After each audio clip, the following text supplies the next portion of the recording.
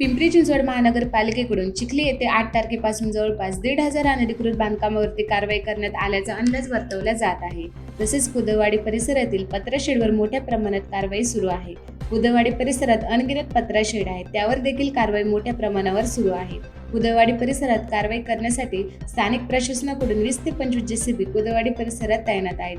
बांधकाम पाडण्यासाठी काम करत असल्याचं बोललं जात आहे.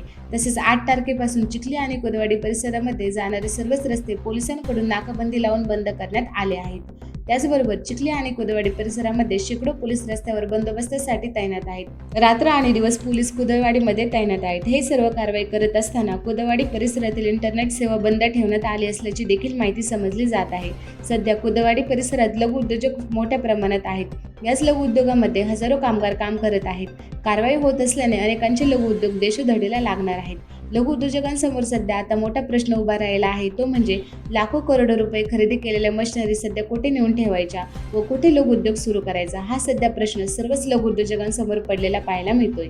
कुदवाडी आणि चिखली परिसरामध्ये गेल्या कित्येक वर्षापासून अनेक व्यापाऱ्यांची गोदामे आणि भंगाराची दुकाने लघु उद्योजक मोठ्या प्रमाणावर आहेत. या परिसरात गेल्या अनेक वर्षापासून हे उद्योजक आपला व्यवसाय थाटून आहेत. पण आज प्रशासनाकडून लघु उद्योजकांच्या बांधकामावरती कारवाई करण्यात येत आहे. त्यामुळे लघु उद्योजकांसमोर हे मोठे संकट कोसळायला पाहायला मिळते. 8 तारखेपासून आजच्या तारखेपर्यंत कुदवाडी परिसरात जवळपास 1,500 लघु उद्योजकांच्या बांधकामावरती हातोडा प्रशासनाने चालवलेला पाहायला मिळतोय. तसेच पत्राशेड यांच्यावरती देखील मोठ्या प्रमाणात कारवाई केलेली सध्या पाहायला मिळते. या सर्वच लघु उद्योजकांवर कारवाई होत असल्यामुळे उद्योजकांवर सध्या मोठे संकट कोसळायला पाहायला मिळते. स्थानिक प्रशासनाकडून 8 तारखेपासून कारवाईला सुरुवात झाली आहे. ही कारवाई 17 तारखेपर्यंत चालणार आहे. 17 तारखेपर्यंत कुदवाडी परिसरातील सर्वच बांधकाम व पत्राशेड भुईसपाट करणार असल्याचं स्थानिक प्रशासनाकडून सांगण्यात आलं आहे. आज कुदवाडी परिसरात पाहायला गेलं तर स्थानिक प्रशासनाकडून मोठ्या प्रमाणात कारवाईला वेग देण्यात आलेला पाहायला मिळतोय. परंतु लघु उद्योजकांच्या बांधकामावर कारवाई करत असल्याने लघु उद्योजक संकटात आहेत.